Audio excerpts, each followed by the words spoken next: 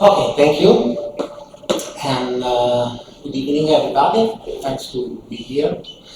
And yes, now I would like to share with you something that I discovered, my years of experience, and some particular things that of JavaScript that made me crazy.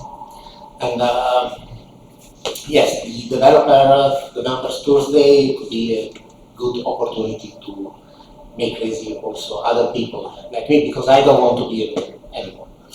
A little premise, not promise, premise.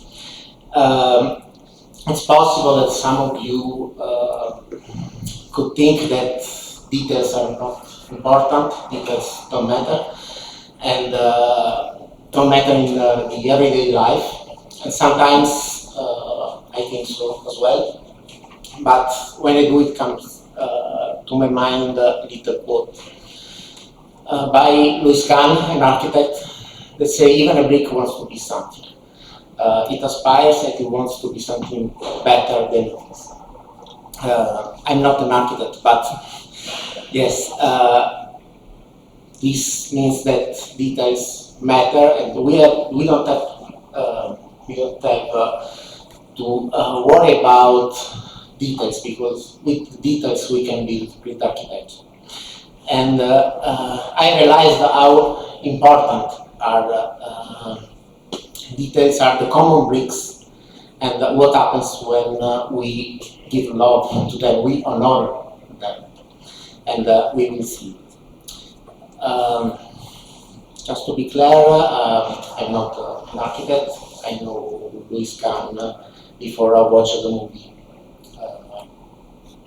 This one. I don't know if somebody indecent proposal, but this is the scene. Okay, I am Luca Rainone, the CTO of Nanea, startup here at Hanoi. We have the ambition to be the most utilized platform for the restaurants and its customers. And in order to do this, we started to find talented people. So we make interviews, we look for talented people, and I really enjoy to speak, to talk to people that knows details, knows architecture, design pattern, and little by little we discovered together peculiar and important things. And in general, when we begin with the architecture part, design patterns, and then we go into detail level of the code. So some detail that matter. And what I say in general to candidates is don't be shy. There are no right or wrong answers. Here we can talk together with JavaScript. So I hope that also you can answer some questions. So there are no right or wrong answers, because in JavaScript all the answers are wrong. Speaking about details, everybody knows that the devil is in the detail. This is also said by Uncle Bob in the book called The Clean Architecture. The devil is in the implementation details. So if inside the book called Architecture, he speak about details, so really matter. The details are really matter. So in order to avoid transform our architecture in a hell, we need to catch and kick out all the devils in our implementation of details. So first question, what is one of the most important implementation details for you? Most important, I mean the decision that have most long-term impact on our application, on our system.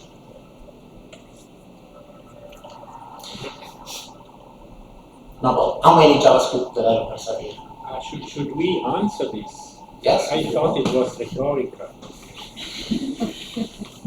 You can also laugh. Okay, I think this single-threaded thing that everything executes, and from that you have this problem that there is no sleep in JavaScript. You have to set Yes, timeout. This stuff. one step behind. One of the most important details. One detail is the choice of programming language. So one step behind. Okay, I was just into the name. Okay. Yes, we are interested in JavaScript, but Okay, now we're going to JavaScript. That was the first one. I want a brief introduction. Uncle Bob itself say somewhere in the book, the choice of programming language is an implementation detail, and for me is also the most important, because once you choose your language, you have also to hire and find people, and when you hire people, you change your life, his life, and also the life of your application, because you are in the bound of all the limitation and power of your language. So we see that most developers knows and choose JavaScript for the application. We have JavaScript, we have also TypeScript, and for framework, we see that JavaScript dominates everything. React, Node.js, jQuery, Angular, Express, .NET Core, okay? Vue.js, Next.js, JavaScript is everywhere. So the question is why JavaScript is so powerful, so ergonomic, let's say. So let's try to understand all the components that make JavaScript so ergonomic. Because if you use the wrong brick, it can have negative or wrong impact, and I will show you. This is another sculpture, another work of an author, George Mendez Blake, that show how a book could have an impact to a wall. You can see in the bottom there is a book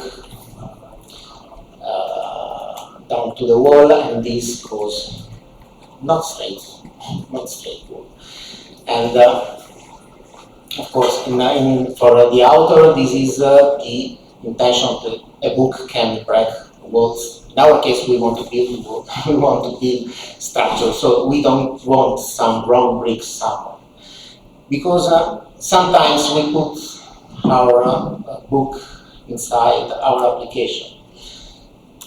The most important book that we use is this. Copying and pasting from Stack Overflow.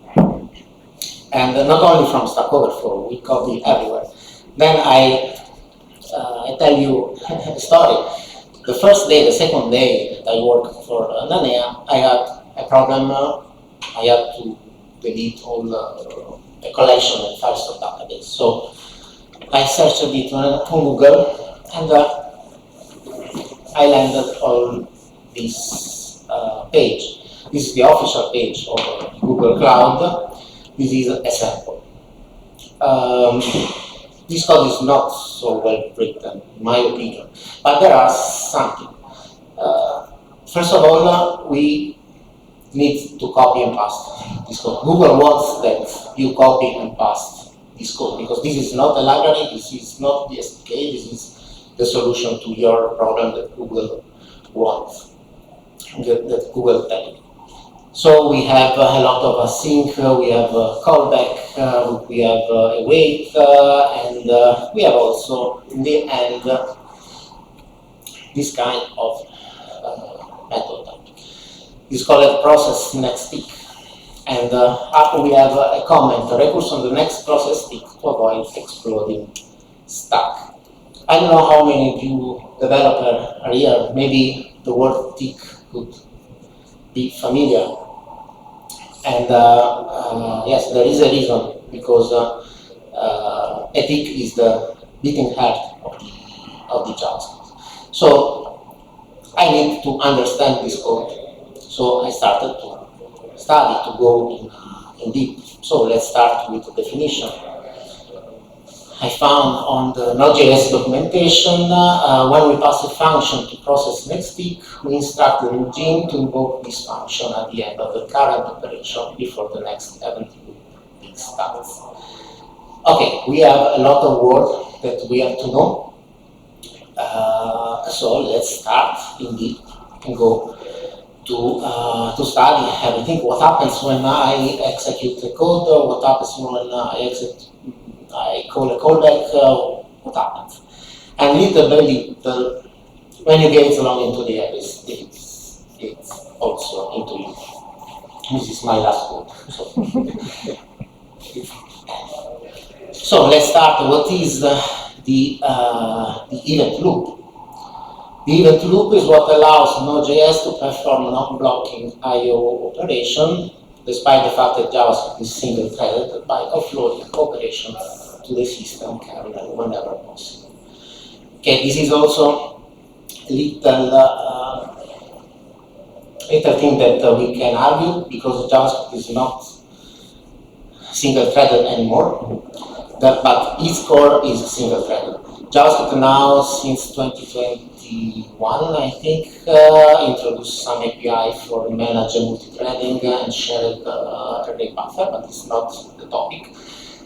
Why it's not a topic? Because the big else is not multi-threaded, it's single-threaded. And before starting to worry about multi-threading, we need to understand how JavaScript works. So I made this for you, so you don't have to go inside other website. What happens? There is a call stack, and then the Node.js, in this case Node.js, but also the browser engine expose the web API or I/O API that calls other API of the operating system, for example, network call or reading file, writing files, and so on, timers, and so on. Then there are two queues, and the event loop that manage. The event loop in the end is an algorithm, is a pattern that follows JavaScript, and this is in the W3 specification, how the event loop works.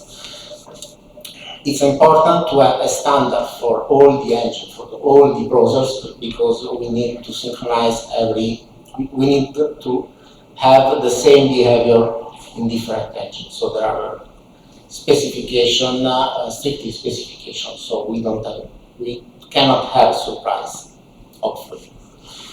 So there is the call stack that is the main, where you put the current stack. In this case, when you launch your first application, it's the main stack. So you have the JavaScript engine execute line by line code. And this code could be some computation, classic sum of two variables. But this code could also call the web API, for example, for external requests. What happens when I call a web API? I delegate to the web API engine the job.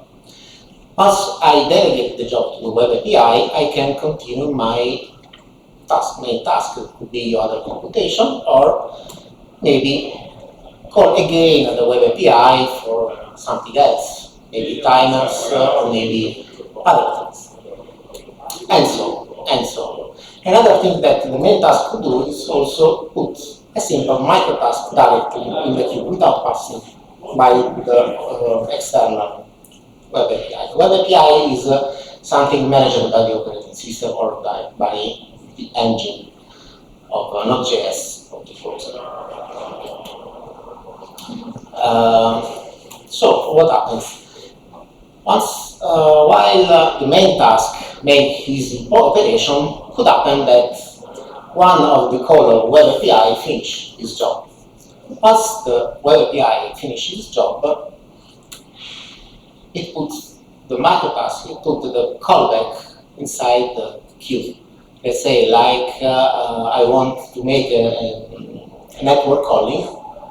When I receive the response from the URL, I have to execute a callback. The callback is this microtask that is put in a queue.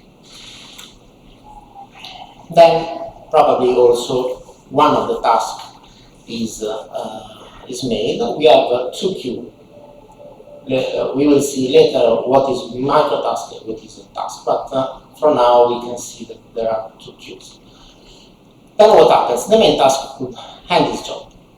At this point, the event loop starts its job.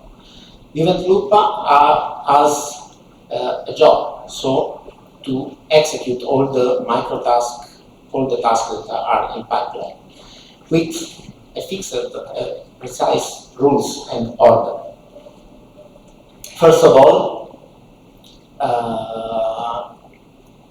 the first task that he had to take is a microtask, not a task, but a microtask. So the event loop have to clean the microtask queue. And it takes the first microtask inserted in the queue. So first in, first out. And put it in the call stack. Now the microtask is executed line by line, but this microtask could also make other things. In the meanwhile, the web API finishes job for the web API call it later, call it before, and then it put a callback inside the microtask. The microtask finished, then the event loop again. The call stack is empty, the event loop is activated. So what's the job of the event loop now? Is to take the next microtask. Always microtask. A microtask could perform, could finish, then finally all the call stack is empty, the microtask queue is empty, the event loop can call the task. Could take the task and put it in the call stack. Okay, this is the algorithm, the algorithm of the event loop. But what are microtasks? What are tasks? As a rule of thumb, you can say that all microtasks are all IO-related callbacks, all the resolution promises, process.nextTick, and queueMicrotask. Then the tasks are all the timers, so set interval, set amount, set immediate, and then the render UI in case of the browser, and the execution of the script tag. In green are the Node.js specific function, in blue the browser specific function, and then in black the universal function. So here what we see, that the render UI is a task, is not a microtask, so has not a priority over the other tasks. This means that if your microtask is heavy, if your microtask frees the event loop, the render UI is not called, and your web page is full. That's why you often can hear don't break the loop, don't break the event loop with your code. So in the end, we have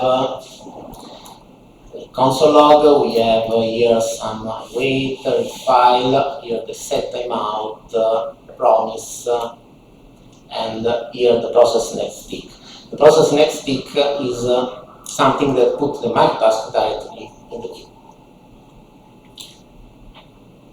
Oh, you can do it a little exercise. So, I can ask somebody directly. We have 1, 2, 3, 4, 5, 6, 7 lines of code. We need to know how is the priority. What is the numbers? What is the order of the numbers that is out? Is enough. So the first line is a simple console log. So it seems that this time is this line is immediately executed, so the console log prints the number 1. And it's okay. Then we have the set timeout with a 0, a null, a 0 timer.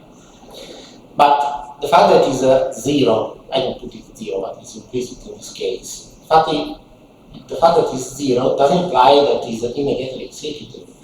The setImmount is always take the callback and put it in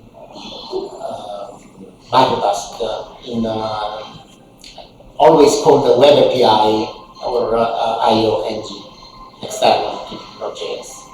So don't print in this case the number 2. Same thing as a promise resolve, then console 3. The promise resolve is a shortcut for put the microtask directly on the queue. It's a resolution, a promise that is immediately solved. But immediately solved doesn't mean that it's immediately executed. Same thing so for the next line and the next line, and then also the other setImmount doesn't print anything. So we are in console log 7 that is printed. And this is easy for now. The problem is, okay, what is the next?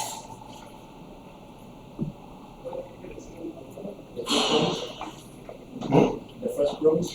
The next is the first promise, because the setImmount is a macro is a task.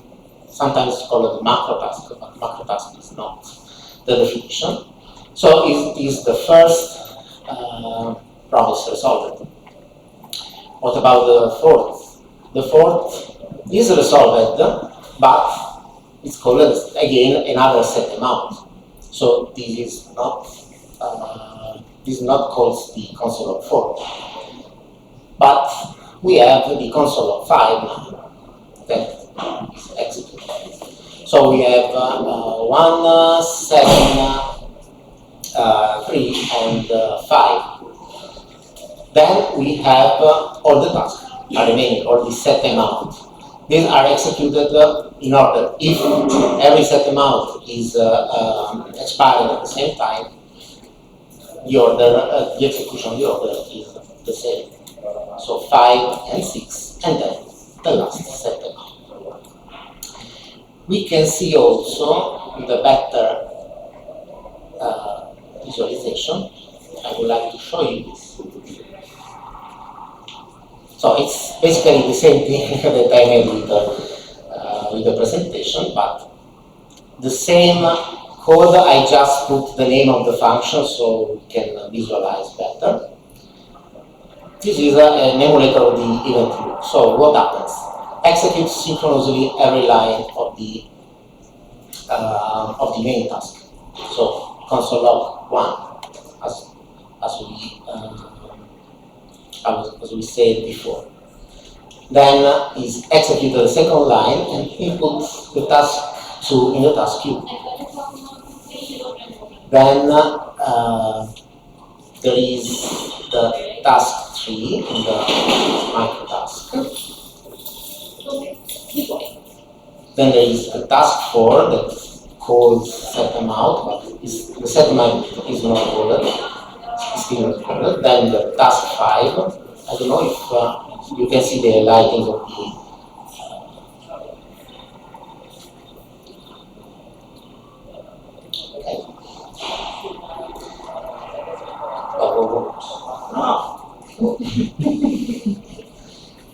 Okay.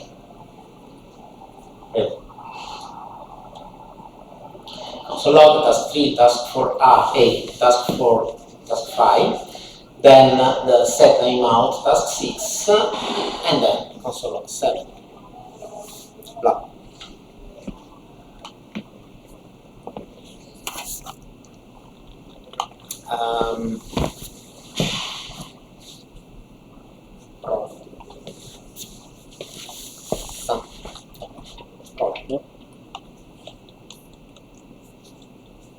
Scaricato il altoparlante.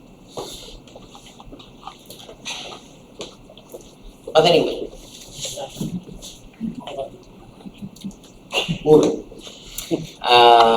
we have the task 6 and then the console log 7. Okay. Now all the tasks in the main task is executed. So the event loop is activated, and then it takes the first microtask. It is the task 3 that is console 3. then task 3 is end. The event loop is activated again. It takes the first microtask queue that is executed, but the microtask for A, it calls the task for the function that called the setImount, and the setImount puts the task for B, and so on, like before, but nicer. Once the call stack again is empty, the microtask is empty, we can elaborate the task queue, and so on. So the order is what we have, what we expected. So it seems easy for now. But let's take one step further. This is some useful function,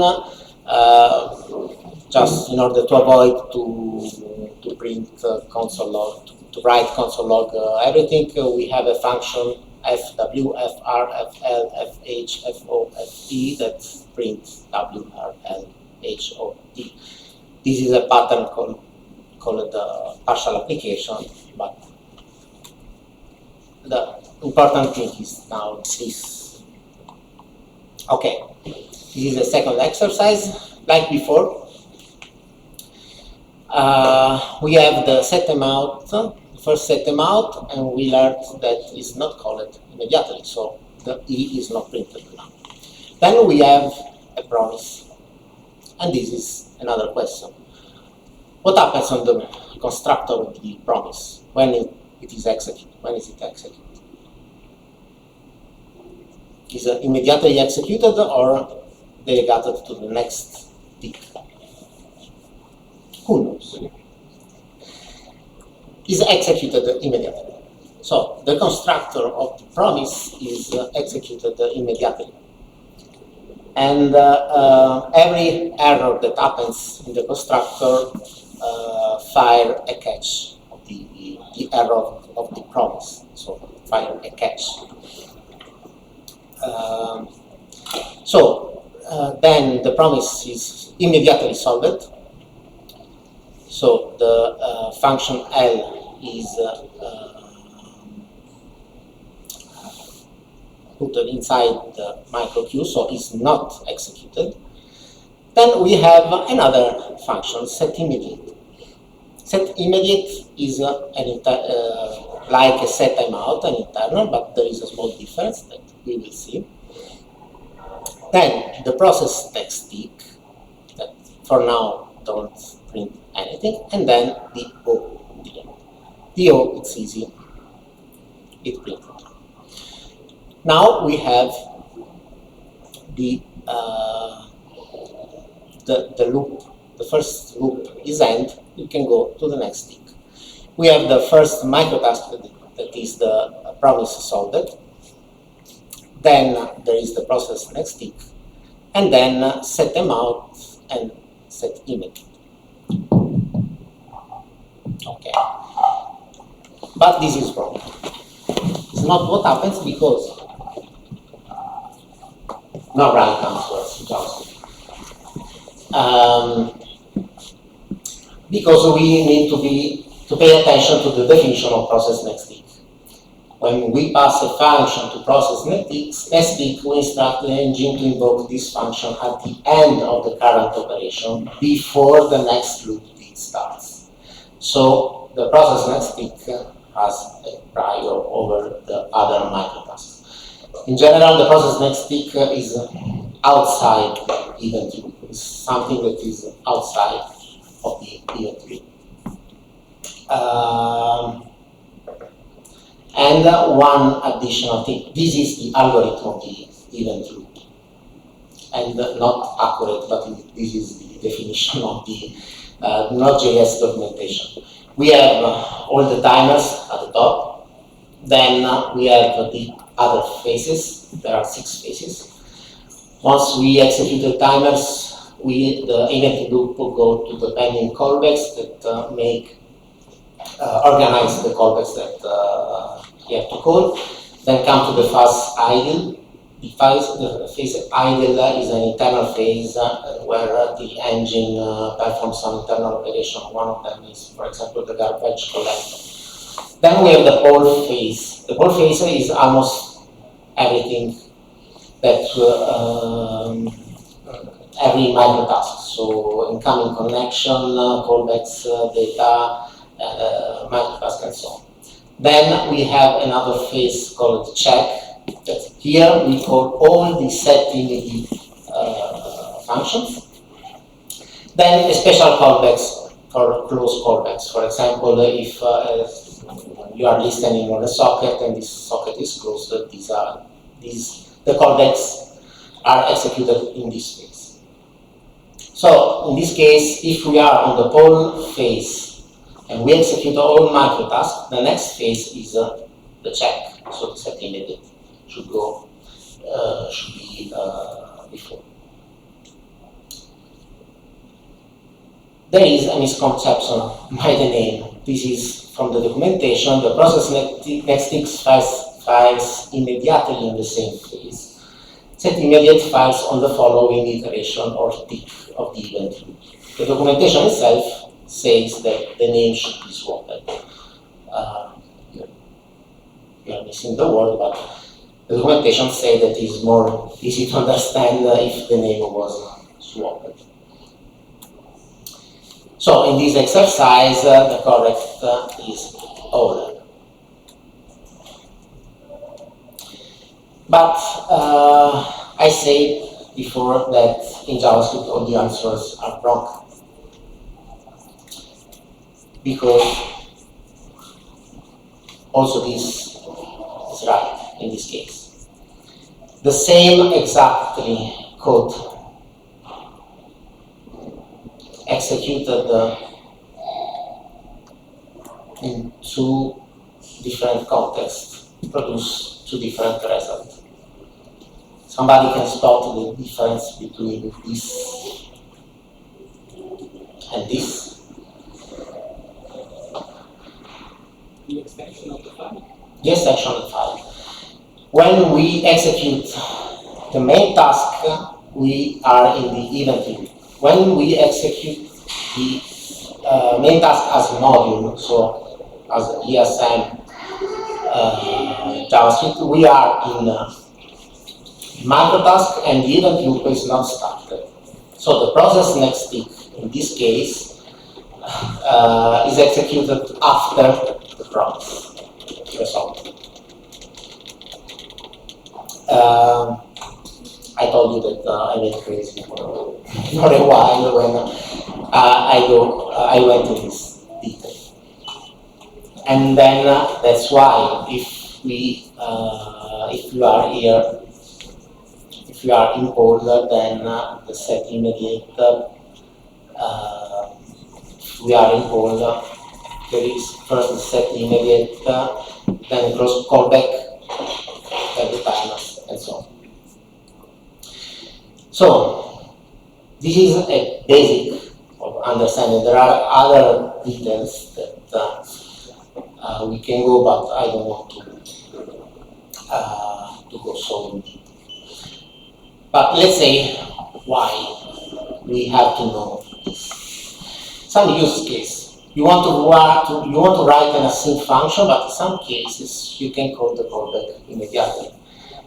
If this case happens, you have to think about the event loop and what happens in a asynchronous function.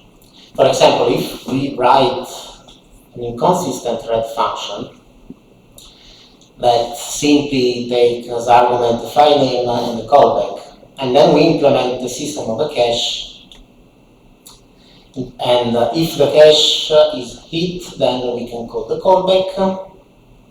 Otherwise, I read the file and then I call the callback when I finished the reading of the data. But this function comes with a problem, because here, if we are in this branch, the function is asynchronous. But if we are in this branch, the function is synchronous. This could be a problem in some case. In this case, let's say we have this case and we see that the things work, and then, okay, no problem. My function works, I don't care, I'm smart, and go. But maybe in the future, sometime somebody else make another function that has this API. So make another function called the reader, and then use this particular technique for write callback. And this function was our inconsistent res function. In this case, the first one is done. We see in the console log that the cache hit, but the callback is not called. Because when we don't have the time to set our callback for on data read in this case. So we have a problem. But we know the event loop, so we know how, and the table is it. But we know how event loop works, so we can do the consistent read simply using one of the functions that JavaScript gives us. So we can put the call of the callback inside the process.nextTick. So the function is always asynchronous, and there are no problems. We can use also a setImmediate, we can use a setImmediate, we can use a promise resolver. In this case, the process.nextTick is most efficient because it's executed immediately after the execution of the main stack, in this case. And the table is picked out. Another use case is to make better animation. We can use, in this case, this technique using the request animation frame that is exposed, not, of course, in Node.js, but inside the browser. And the browser has, of course, the same algorithm, but here expose some other function. One of these is the render UI on the request animation frame. With this step, you optimize all the computation, and then you can you can build better animation. We can see, for example,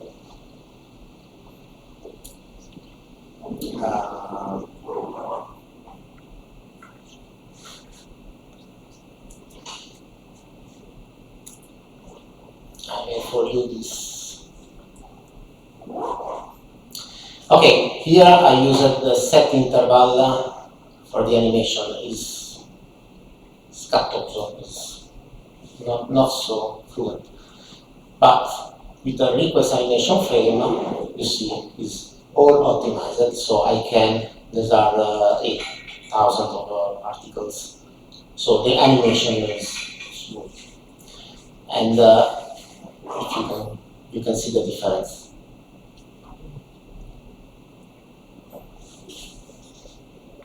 So those are little things that could make the difference when you build your application. Now I lost the presentation. No. Another use case, simply build a better internal API. We can use some technique like the reader before. Here we can make some a class, an object, or whatever, and having use this technique for configuration of the server. We can make like express, so get this path and listen to port 80, or listen to port 80 and get my path. I would like that the order should not matter in this case, but in this case, when if you look at the listen method, the connect is immediately executed, so this console log is immediately executed before we can set the port. In fact, in effect, actually executing this code, we have the first, it works properly, the second, not, because the path isn't defined. So what we can do is simple, put a process nextTick before, put the disconnect inside a MicroTask, so inside the process nextTick, so we can use a better API for the configuration. And other things, now we can, we know how promise work, how the event loop, priority, and so on. We know that here, for example, we have many async and await function.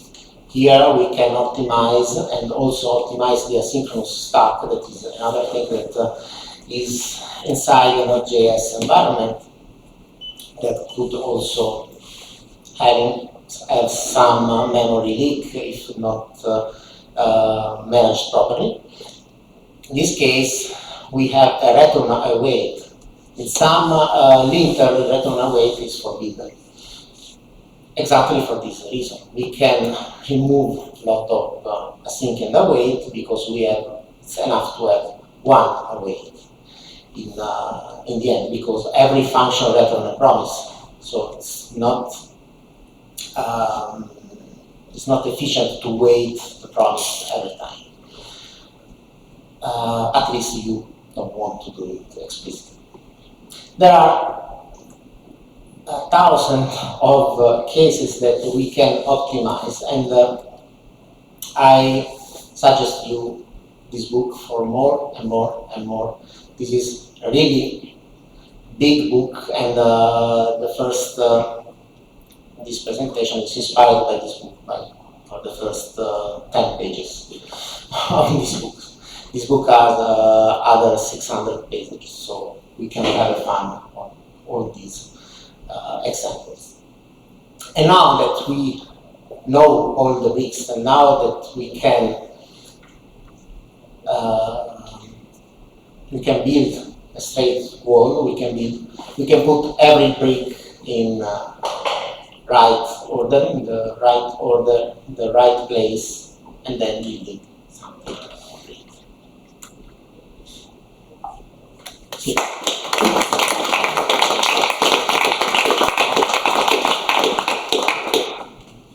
Questions? Can you go back to the second exercise? Yeah, thanks. Yes, this one. There are just because I'm not a JavaScript developer, so it's just I was curious to understand why in the constructor of the promise the L function is not called after the age. So you have an age and then what's the result? Why is it not? Okay. Simply resolve the promise. Once the promise is solved, the promise puts the microtask in the queue. So it's not executed. He put the resolve function, the callback that is inside the then is put on the microtask queue. So it's not executed. So we need to wait the next loop and wait the other microtask. So when it's resolved, it calls the resolve content, and then the F also then. Then the resolve put the microtask. Then the then is the definition of the task. So once the resolve is called, the engine should call the F, the function inside the then. This is a basic